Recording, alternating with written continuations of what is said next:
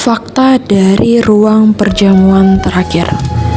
Perjamuan malam terakhir atau sering disingkat perjamuan terakhir atau perjamuan malam yang dalam bahasa Inggris yaitu The Last Supper adalah perjamuan terakhir yang dalam catatan Injil diberikan Yesus kepada 12 muridnya di Yerusalem sebelum penyalibannya.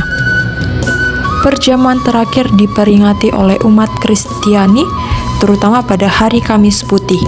Perjamuan terakhir memberikan dasar Alkitabiah untuk Ekaristi yang juga dikenal sebagai perjamuan kudus atau perjamuan Tuhan.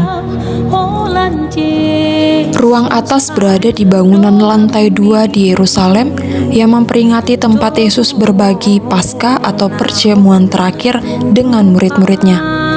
Letaknya tepat di atas makam Daud dan dekat biara Dormition di Gunung Zion.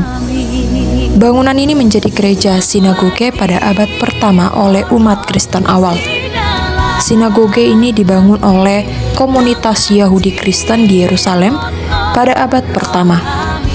Menariknya, berbeda dari sinagoge Yahudi lainnya, relung tabut Taurat mengarah ke Golgata atau gereja makam suci dan bukan ke bait suci. Kemudian tentara salib membangun ruang atas yang dikunjungi para peziarah saat ini pada abad ke-12 sebagai bagian dari gereja Santa Maria dari Sion. Ada berbagai kisah yang terjadi di ruang perjamuan terakhir, yaitu dari sisi Alkitabiahnya. Ketika mereka sedang makan, bangunlah Yesus dan menanggalkan jubahnya. Ia mengambil sehelai kain lenan dan mengikatnya pada pinggangnya.